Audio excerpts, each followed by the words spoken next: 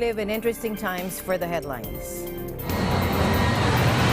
Iran slammed the Trump administration over new U.S. sanctions targeting the Islamic Republic's supreme leader and other top officials, with the foreign ministry saying the measures spell permanent closure of diplomacy between Tehran and Washington. Mexico reinforced efforts over the weekend to deter Central Americans and others from crossing the country to reach the U.S., detaining migrants in the south and stationing National Guardsmen along the Rio Grande. And this year marks the 158th birth anniversary of the national hero of the Philippines, Dr. Jose Rizal. As a tribute, EBC correspondent Malu Francisco takes us to two places in Germany where Dr. Jose Rizal lived for half a year.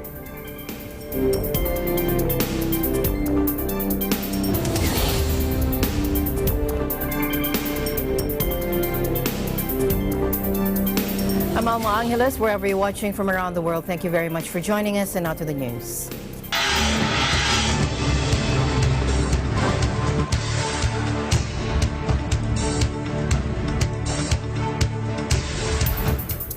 U.S. President Donald Trump has signed an executive order targeting Iran's supreme leader and his associates with financial sanctions. The president said the supreme leader is responsible for Iran's hostile conduct. He says the United States does not see conflict with Iran but will continue to increase pressure its Middle Eastern adversary to prevent it from developing nuclear weapons and supporting militant groups. Take a look. Today's action follows a series of aggressive behaviors by the Iranian regime in recent weeks, including shooting down of U.S. drones. You shot down the drone. I guess everyone saw that one, and many other things. They've done many other things aside from the individual drone. You saw the tankers, and we know of other things that were done also, which were not good and not appropriate. The supreme leader of Iran is one who ultimately is responsible for the hostile conduct of the regime. He's respected within his country. His office oversees the regime's most brutal instruments, including the Islamic Revolutionary Guard Corps. Sanctions imposed through the executive order that I'm about to sign will deny the supreme leader and the supreme leader's office and those closely affiliated with him and the office access to key financial resources and support. The assets of Ayatollah Khomeini and his office will not be spared from the sanctions. These measures represent a strong and proportionate response to Iran's increasingly provocative actions. We will continue to increase pressure on Tehran until the regime abandons its dangerous activities and its aspirations, including the pursuit of nuclear weapons, increased enrichment of uranium, development of ballistic missiles, engagement in and support for terrorism, fueling of foreign conflicts, and belligerent acts directed against the United States and its allies. Today's action follows a series of aggressive... The United States pulled out of a 2015 nuclear deal that world powers signed with Iran and has already applied crushing sanctions on the country's economy. The president said Monday's action follows a series of aggression by Iran, including the shooting down of a $100 million U.S. surveillance drone over the Strait of Hormuz. The last 2.5 years, but I know many Iranians living in New York and their family. Meanwhile, Iran slammed the Trump administration over the new U.S. sanctions targeting the Islamic Republic's supreme leader and other top officials, with the foreign ministry saying the measures spell permanent closure of diplomacy between Tehran and Washington. President Trump enacted the sanctions on Monday against Ayatollah Ali Khamenei and his associates. U.S. officials also said they planned sanctions against Iranian Foreign Minister Mohammad Javad Zarif. Iran state-run IRINN news station on Tuesday quoted Foreign Ministry spokesman Abbas Mousavi as saying that Trump's move means the end of diplomacy between the two countries. Washington said the measures were taken to discourage Tehran from developing nuclear weapons and supporting militant groups. Now, this comes amid heightened tensions between Iran and the U.S. over Tehran's unraveling nuclear deal with world powers. Mousavi's statement echoed that of Iran's UN ambassador Majid Takht Ravanchi, who warned that the situation in the Persian Gulf is very dangerous and said any talks with the U.S. are impossible in the face of escalating sanctions and intimidation. The U.S. decision today to impose more sanctions against Iran is yet another indication of continued U.S. hostility against the Iranian people and their leaders, and that the U.S. has no respect for international law and order, as well as the views of overwhelming majority of the international community. To ease sanctions in the broader Persian Gulf region, the U.S. must stop its military adventurism in our region, as well as its economic war and terrorism against the Iranian people. I think everybody agrees that dialogue has certain rules and certain regulations. You cannot start a dialogue with somebody who is threatening you, who is intimidating you. Today, we just witnessed that the United States imposed another set of sanctions against Iran.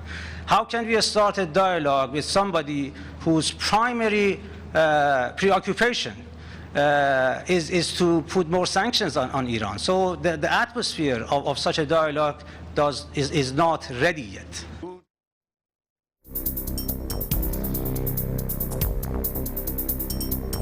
Meanwhile, Iran's President Hassan Rouhani said that the new U.S. sanctions against senior Iranian officials, including top diplomat Mohammad Javad Zarif, show that Washington is lying about offering to negotiate. Take a look. مگه اینا نمیگن با هم مذاکره کنیم؟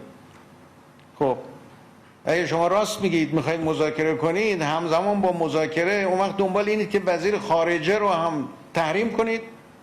پس معلومه دروغ میگید. ثابت کردید شما دروغ میگید. شما راست نمیگید. شما دنبال مذاکره نیستید. اگه شما دنبال مذاکره بودید ما که مذاکره میکردیم با هم که. همین آقای ظریف با وزیر خارجه همین آقای ترامپ، آقای تیلرسون مگه مذاکره نکرد در نیویورک؟ مگه شما وقتی تو 5+1 بودید، تو برجام بودید، به طور منظم در کمیته ها هم دیگر رو ملاقات نمی کردید؟ خودتون نخواستید مذاکره کنید، خودتون به هم زدید.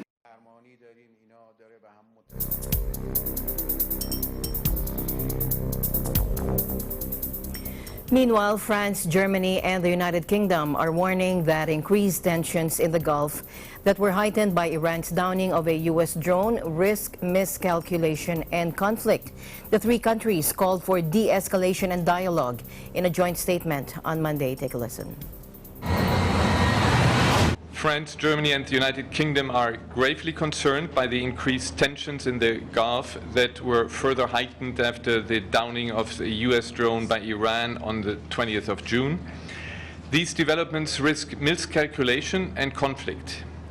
We call for de-escalation and dialogue with full respect for international rules. We reiterate our strong condemnation of attacks on the tankers in the Gulf of Oman, the acts of sabotage on 4 vessels off Fujairah, and any threat to the safety of maritime traffic and peace and security in the region. The attacks on tankers contravene international rules on freedom of navigation and maritime transport. They carry environmental risks, and they have the potential to further destabilize an already volatile region. What do you expect from the Secretary General? U.S. Secretary of State Mike Pompeo is trying to build a coalition against Tehran as he heads to the United Arab Emirates from Saudi Arabia. Iran has set a July 7 deadline for Europe to come up with better terms for it to stay in the nuclear accord, which President Trump withdrew from in 2018. If that deadline passes without any action, President Hassan Rouhani has said the Islamic Republic likely will resume higher uranium enrichment. The Europeans are laboring to implement a complicated barter-type system known as Instex to keep up trade with Iran. Before departing, Pompeo also said he'd be talking to officials in the Persian Gulf as well as Asia and Europe as he sets out to build an international coalition against Iran.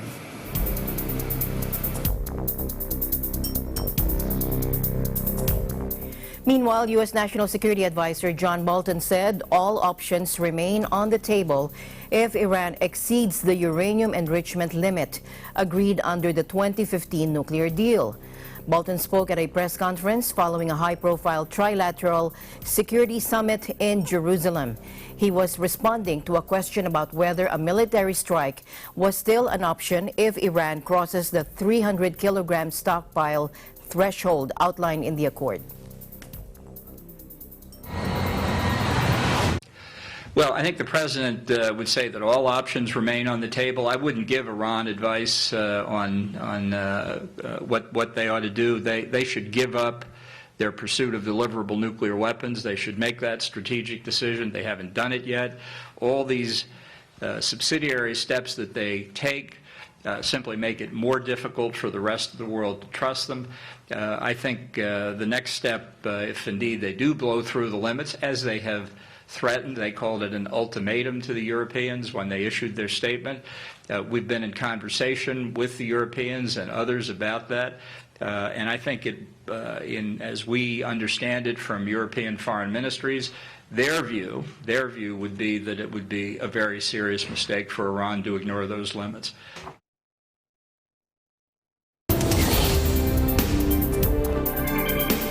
Eagle News International will be right back.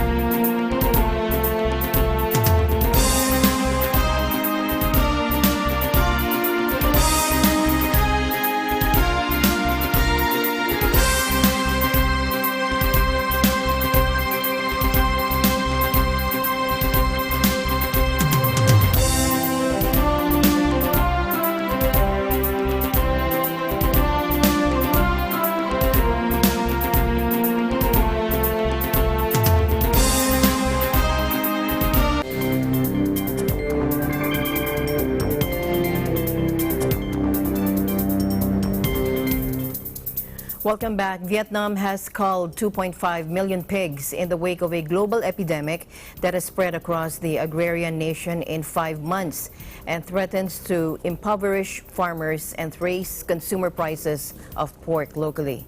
The highly contagious African swine fever has infected pig herds in 56 of the country's 63 provinces after crossing the border from China in February.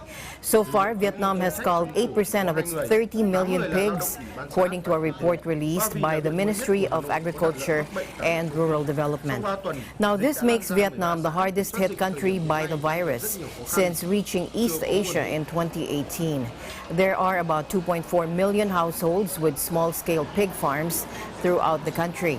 They are the major contributors to Vietnam's total herd of about 30 million pigs, an industry worth $18 billion, one of the world's largest. Now, authorities estimate 10 to 15% of Vietnam's herd will be lost, and this will cause pork shortages by the end of the year. The government failed to stop the virus at its northern border with China, despite precautionary protocols and assistance from the United Nations. The virus doesn't harm humans, but is lethal and spreads quickly among pigs. Infection isn't immediately apparent, and carriers can appear healthy for days before a fatal fever takes hold. By mid-May, the virus swept Vietnam's north, and about 1.2 million pigs had died or been destroyed, about 5% of the country's 30 million pig herd. Smaller outbreaks have been reported in Hong Kong, Taiwan, North Korea, Cambodia, and Mongolia after cases were first reported in China's northeast last August. This virus survives so well in the environment. There are not many viruses that survive so well in the environment, and therefore can actually represent a risk for an extended period of time. The UN Food and Agriculture Organization is expected to release a weekly update on the scale of infections, which could show the numbers significantly rising. With supply dwindling as #1 pork producer, China and hard-hit Vietnam destroy huge numbers of herds and tighten controls on shipments. Prices have soared by up to 40% and caused shortages in other markets. We won't have a vaccine for another 2, 3, maybe 5 years.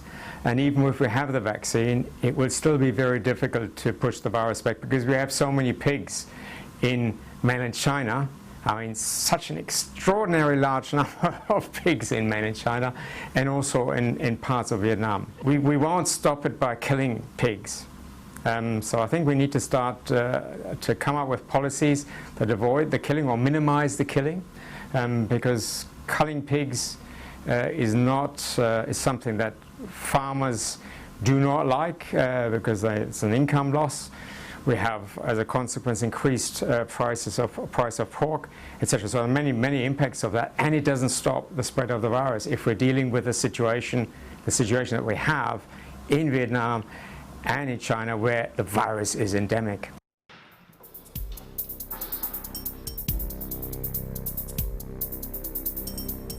More than 1,500 people have died in a nearly 10-month-old outbreak of Ebola in the Democratic Republic of Congo, according to the Health Ministry. As of Sunday, 1,506 people have died out of 2,239 recorded cases. Earlier this month, the virus claimed 2 lives in neighboring Uganda among a family who had traveled to the DRC. Nearly 141,000 people have been vaccinated in the affected eastern DRC provinces of Ituri and North Kivu, the epicenter of the outbreak. Ebola spreads among humans through close contact with the blood, body fluids, secretions, or organs of an infected person or objects contaminated by such fluids.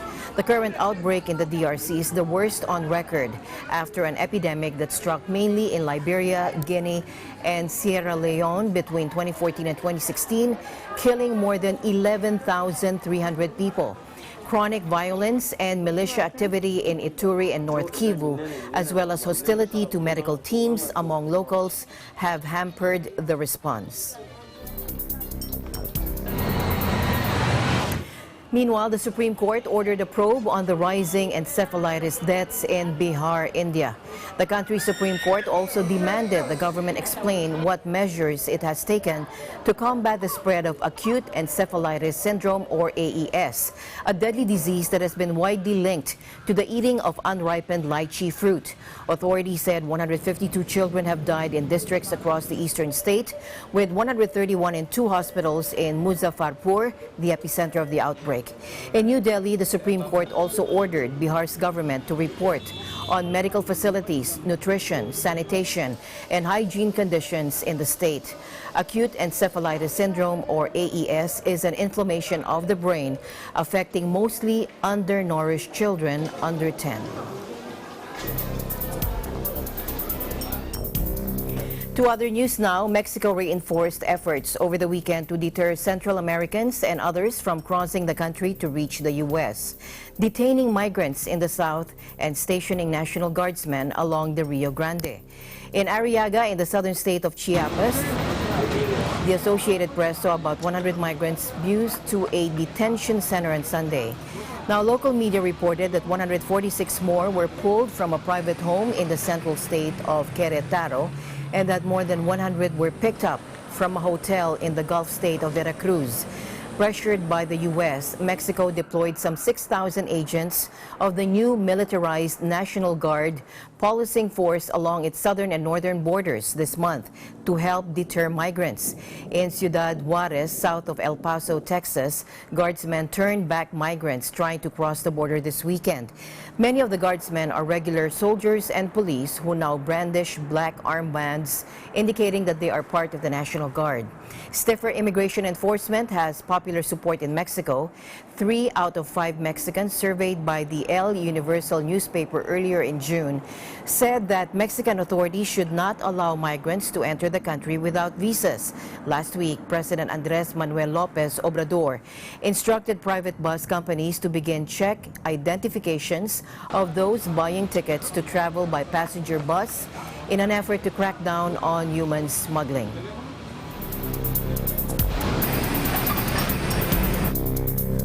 In other news, Gaza residents went on strike on Tuesday protesting an economic conference in Bahrain that will kick off the Trump administration's plan for Mid-East peace. Markets, government and private sector institutions, as well as banks, were closed. The Palestinian Authority has rejected the U.S. peace proposal and is boycotting the workshop in Bahrain, where the Trump administration's Mid-East peace team hopes to drum up regional support and secure financial pledges from Arab and Israeli stakeholders. Accusing the U.S. of unfairly favoring Israel, Palestinians say an economic component can't preempt a political settlement. The plan calls for $50 billion for investment and infrastructure projects in the Palestinian territories and neighboring Arab states, intended to lay the groundwork for the plan's still mysterious political component. There are serious doubts about the feasibility of the proposal, which doesn't address the half-century-old Israeli military occupation that has largely restricted the West Bank's economic and infrastructural growth.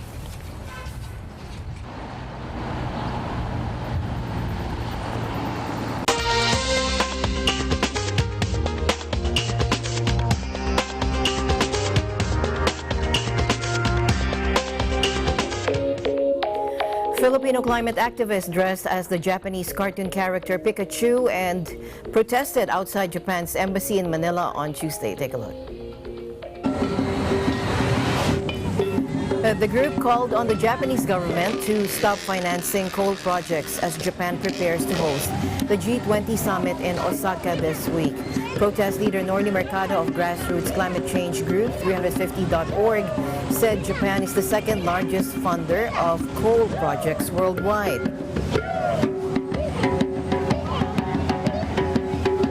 We are here with the Pikachus to emphasize our point that Japan needs to take leadership. At the moment, Japan is still the second largest financier for coal projects all over the globe. And here in the Philippines, Japan is still funding 3 projects which are coal-related. And therefore, we are asking Japan to reconsider and and be true to its role of being a leader in the G20. Mercado urged the country to focus its resources on alternative and renewable energy. While the renewables account for 16% of Japan's energy supply, nuclear energy remained at just 3% in 2017, compared to the target of 20 to 22%, according to an energy white paper adopted by the cabinet earlier in the month. Coal and natural gas accounted for 74% before the 2011 quake and tsunami that destroyed the Fukushima Daiichi nuclear plant's cooling systems and sent 3 of its reactors into meltdowns. Nuclear energy made up about 1/3 of Japan's energy supply.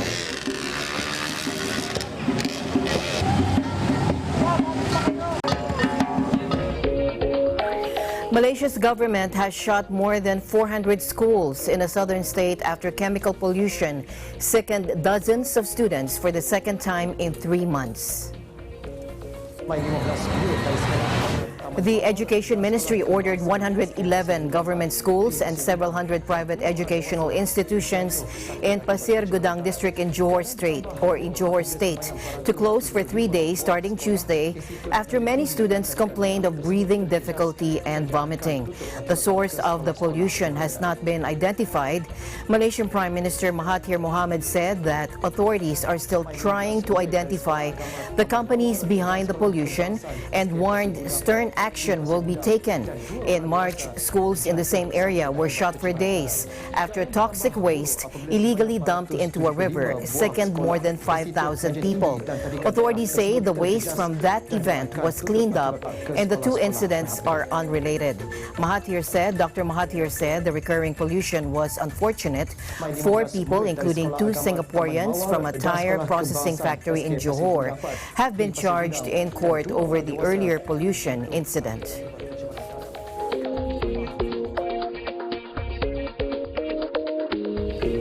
Meanwhile, Paris prepared for a blistering heat wave with the mercury now hitting 40 degrees Celsius or 104 degrees Fahrenheit as summer kicks in on the back of a wave of hot air from North Africa. While attending a regional Mediterranean summit in Marseille, French President Emmanuel Macron reminded the public to stay hydrated during the current heat wave.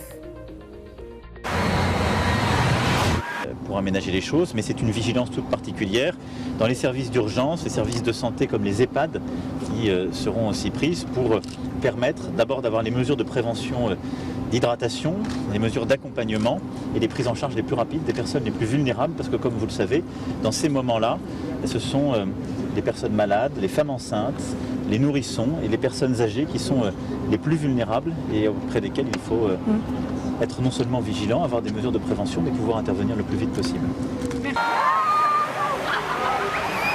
Authorities around the French capital have issued an orange alert for intense heat, the second highest level on its scale, as very hot temperatures are expected across continental Europe this week.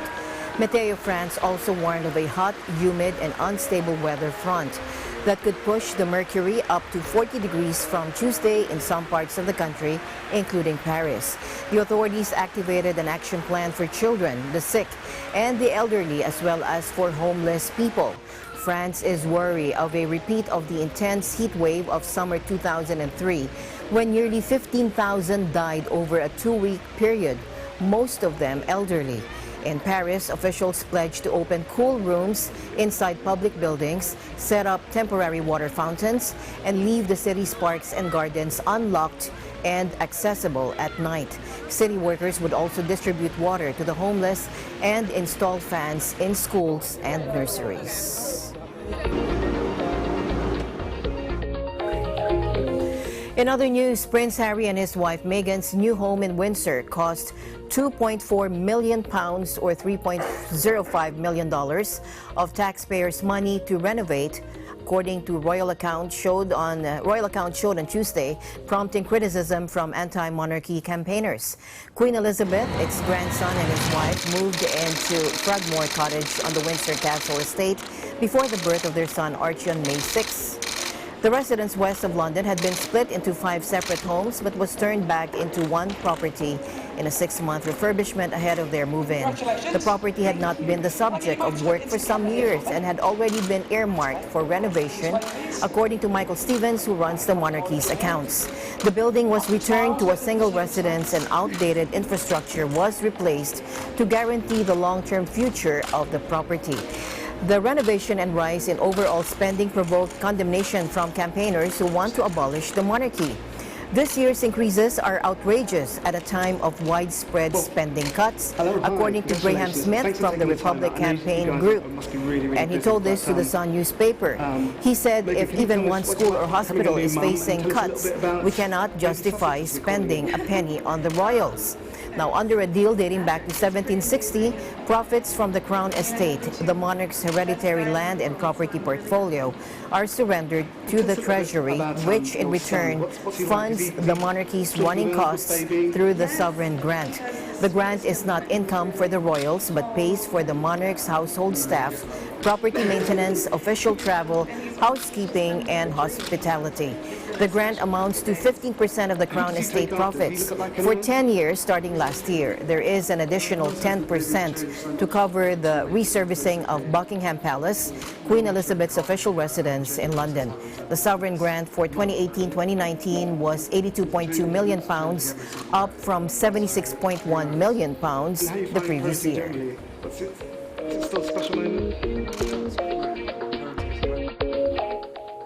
Now, this year marks the 158th birth anniversary of the national hero of the Philippines, Dr. Jose Rizal, author, poet, doctor. As a tribute, here is a feature on 2 places in Germany that Dr. Jose Rizal lived for half a year. Malu Francisco reports. Heidelberg, Wilhelmsfeld, 2 places in Germany that are close to the heart of many Filipinos. Places where the national hero of the Philippines, Dr. Jose Rizal, lived for half a year. Heidelberg and Wilhelmsfeld both belong to the federal state of Baden-Württemberg, southwest of Germany. Let's retrace Rizal's steps in Heidelberg. From Paris, Rizal arrived in the town on the 3rd of February, 1886. He wanted to continue his training in ophthalmology for the sake of his mother's failing eyesight. Let's go and see the sights that Rizal must have visited. The Heidelberg Castle is the town's top attraction. The castle dates back to the year 1200. The building expanded under different kings, adopting the Gothic and Renaissance styles in architecture. The castle, however, suffered destruction from lightning strikes, fires, and wars. Later, it was decided that the castle would only be partly restored. In summer, the castle courtyard turns into a stage for cultural presentations. It could be that Rizal himself came here to watch a play. Heidelberg is home to the oldest university of Germany. Founded in 1386, the University of Heidelberg is well known for its world-class research program and in ophthalmology. This is the Grand Hall. Rizal must have attended a lecture here. From this place in the old town, Rizal would walk through the main street to go to the university's eye clinic. The plaque on the wall says, here on Wertheimer Street number 20, Rizal trained in ophthalmology from February to August 1886 under Professor Dr. Otto Becker, director of the University Eye Clinic. And then, from the eye clinic, Rizal would walk back to his boarding house near the university. A Rizal marker is on the wall. Dr. Jose Rizal, 1861-1896, National Hero of the Philippines. In this building, on the former Ludwigsplatz 12, Rizal stayed from February 18 to June 1886. Here, he wrote his poem To the Flowers of Heidelberg on April 22, 1886. Go to my country, go, O foreign flowers, sown by the traveler along the road. And under that blue heaven that watches over my loved ones. Recount the devotion the pilgrim nurses for his native sod. Let's go to the old bridge. Here the Neckar River might have reminded Rizal of the Pasig River. And there by the riverbank, imagine Rizal walking on a spring day. He sees the flowers of Heidelberg, the Odenwald woods, and the mountains around, reminding him perhaps of Mount Makiling in his home province. Here, a bench and a marker have been placed to remember Rizal.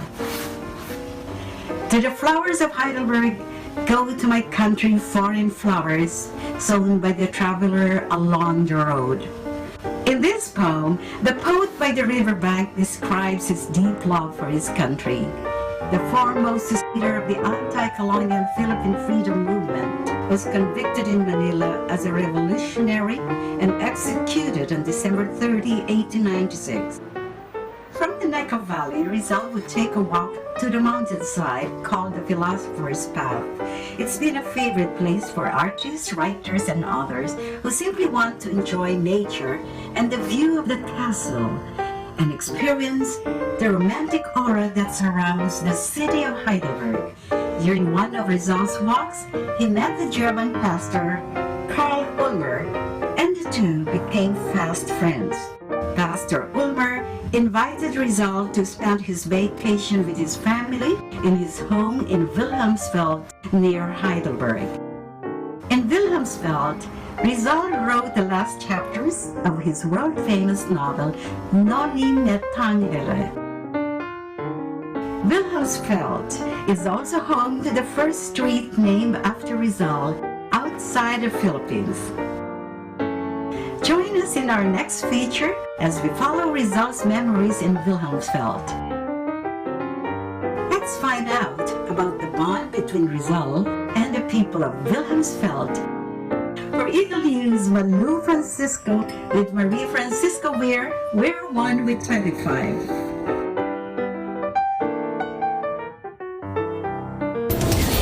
Thank you, Malu and Marie. Business News is up next. We'll be back.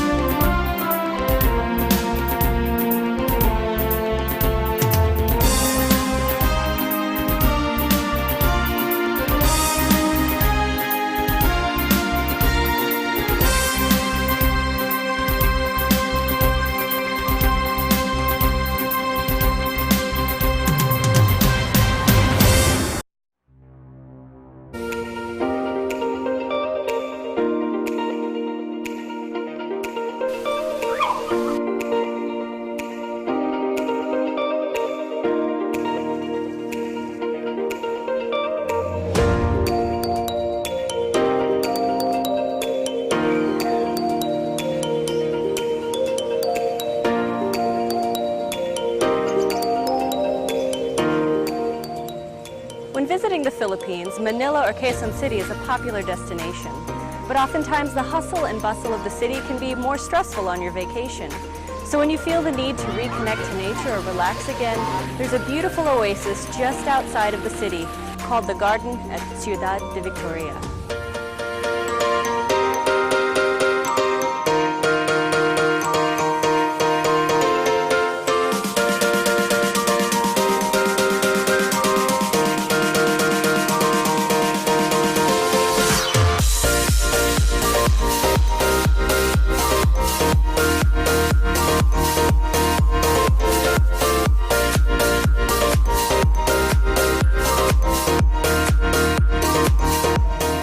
Some of the species that you can see here include hydrangea, snapdragon, and stargazers. They're truly beautiful.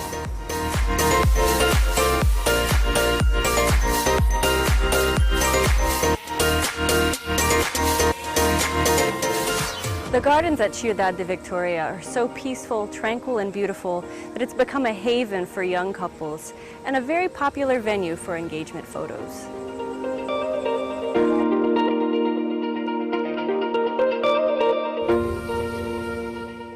The next time you want an escape from the big city, the garden at Ciudad de Victoria is a wonderful place to visit.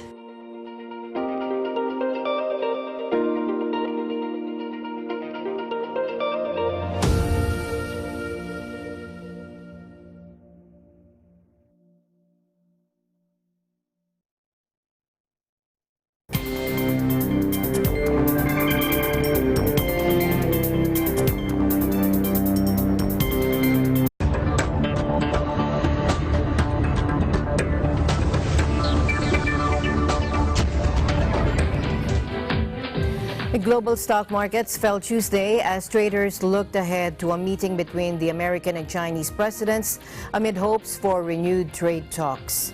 Benchmarks in London, Frankfurt, Tokyo, and Shanghai declined. Traders looked ahead to a meeting between Presidents Donald Trump and Xi Jinping at this week's Group of 20 meeting of major economies in Japan. Forecasters expect the leaders to reassure financial markets by agreeing to revive trade talks without committing to a timeline or other details. The top U.S. and Chinese negotiators, Trade Representative Robert Lighthizer and Vice Premier Liu He, spoke by phone on Monday. According to their governments, no details were released. The conflict over Beijing's technology ambitions and trade surplus has also fed fears it will depress global economic growth. Tensions worsened after Washington tightened sanctions on Chinese tech giant Huawei.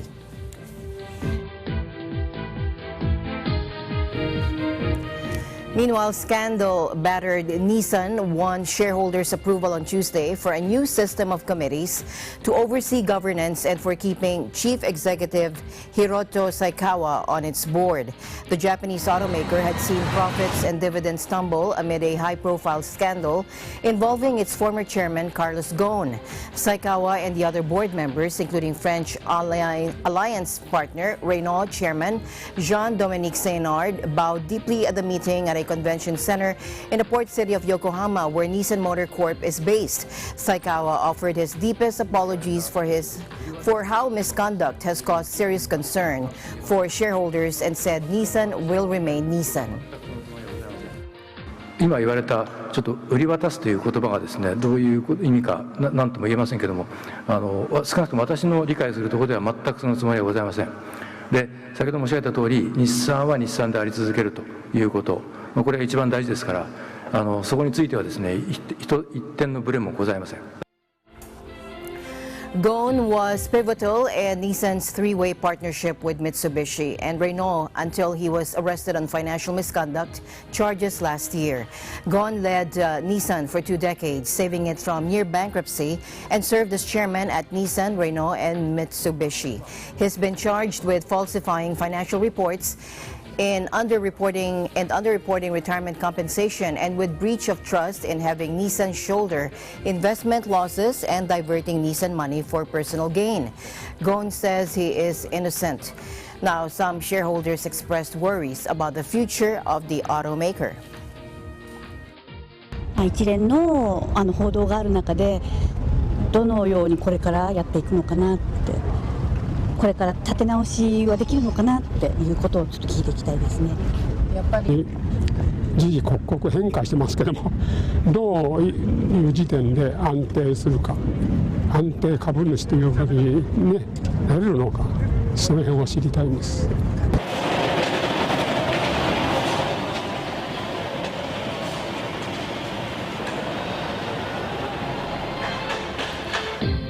A spreading brush fire has damaged 86 cars at an automobile dealership lot in Bakersfield, California.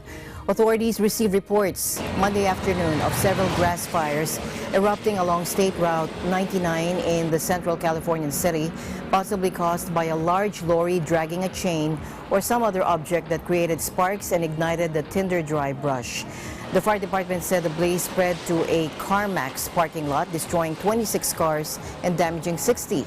The Bakersfield, California newspaper said the total loss is put at $2.1 million. Firefighters fought about 20 acres of brush and grass fires. CarMax employees were evacuated. No injuries are reported.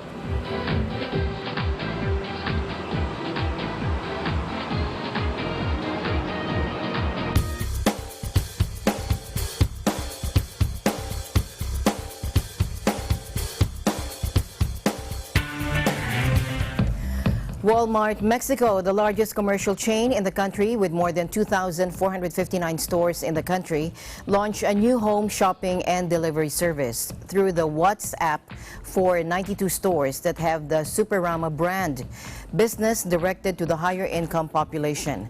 Superama buyers can send a text order to a WhatsApp number managed by Walmart, known in Mexico as Walmart de Mexico.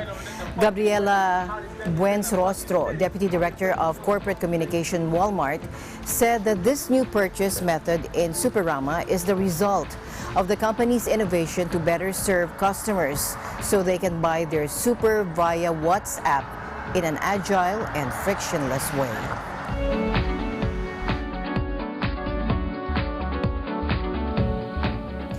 Almost a year on from the World Health Organization's move to classify gaming disorder as a separate addiction, the video game industry still disputes the decision. At the recent E3 Video Game Expo in Los Angeles, the head of the U.S. video game industry trade body said there was no medical consensus on the term. Over 66,000 attendees flooded Los Angeles Convention Center for the recent E3 Video Game Expo, and the industry is still grappling with the WHO's move to classify gaming disorder as a separate addiction. The game industry has a lot of cultural issues that it is working through. Some of it is around toxicity and the way that gamers treat one another. Some of it's about inclusion and the way women and minorities are represented. And some of it is around health. How much should people be playing in any given sitting? And I think it's good that this conversation is happening. The question will be, what are the guidelines that we want to set up? What are the rules? And how do we want to handle this? And I think nobody really has an answer yet. But at some point, this conversation is going to lead to, what do we do? In its revision to a disease classification manual, the UN Health Agency said that compulsively playing video games now qualifies as a mental health condition. The WHO said classifying gaming disorder as a separate addiction will help governments, families, and healthcare workers be more vigilant and prepared to identify the risks. The agency and other experts noted that cases of the condition are still very rare, with no more than up to 3% of all gamers believed to be affected. It's something Jo knows all too well. She spoke on condition of anonymity. Jo started playing puzzle games for fun in college. She found it helped her cope with depression and anxiety. But her habit grew after discovering MMOs or other massively multiplayer online games. 2 years after completing her master's degree and still out of work, she realized she had an addiction. Some people talk about really obvious losses. They got divorced because of gaming addiction. They lost a job. They had parents kick them out. They were kicked out of school. They failed out of school. I didn't have any of those. What I had was I never did it in the first place. I was single and put no effort into developing more friendships, romantic relationships. I kind of maintained relationships with my family, but if I could go off and disappear and play games while I was out visiting them, then I would happily do that too. So, when I've come to look at it, it's almost like gaming is like a living death. It's like I'm there in my life, but I'm not there. Now, Joe gained help from Computer Gaming Addicts Anonymous, or CGAA, a fellowship and recovery program. She now hasn't played a video game in almost 3 years. The WHO's move last June confirmed the fears of some, but drew criticism from gaming bodies around the world. Now, that included the Entertainment Software Association, or ESA, in the United States, the Brazilian Union of Video and Games, Interactive Entertainment South Africa, and Korea Association of Game Industry, or K-Games. The ESA said the move recklessly trivializes real mental health issues like depression and social anxiety disorder, which deserve treatment and the full attention of the medical community. Well, right now there's no medical consensus on the term. The American Psychological Association, the American Psychiatric Association, the American Medical Association have not agreed with this term. Neither have researchers from Johns Hopkins or Oxford University. But what we're most concerned about and making sure that we get out there is that gaming is good and gaming is great. Gaming heals, it educates, but most importantly, it entertains and brings a lot of fun. Now, Vladimir Pozniak, coordinator of substance abuse at the WHO, disagrees. He says scientific evidence is blossoming now and can't be ignored. It's not only the scientific evidence which are blossoming now. The research in this area exponentially increased, and the number of publications counts in tens of thousands on this topic. But we are talking about well-documented, also through WHO activities, increasing treatment demand for these conditions around the world. And we definitely cannot ignore this trend. We cannot ignore this new reality, which was not in place 30 or 40 years ago. And we should provide an opportunity for health professionals to recognize this condition and to deliver prevention and treatment interventions. The American Psychiatric Association has not yet deemed gaming disorder to be a new mental health problem. In a 2013 statement, the association said it's a condition warranting more clinical research and experience before it might be considered for inclusion in its own diagnostic manual. The Electric Entertainment Expo, now simply known as E3, ran June 11 to the 13th. Approximately 66,100 people attended the event, which featured more than 200 exhibitors.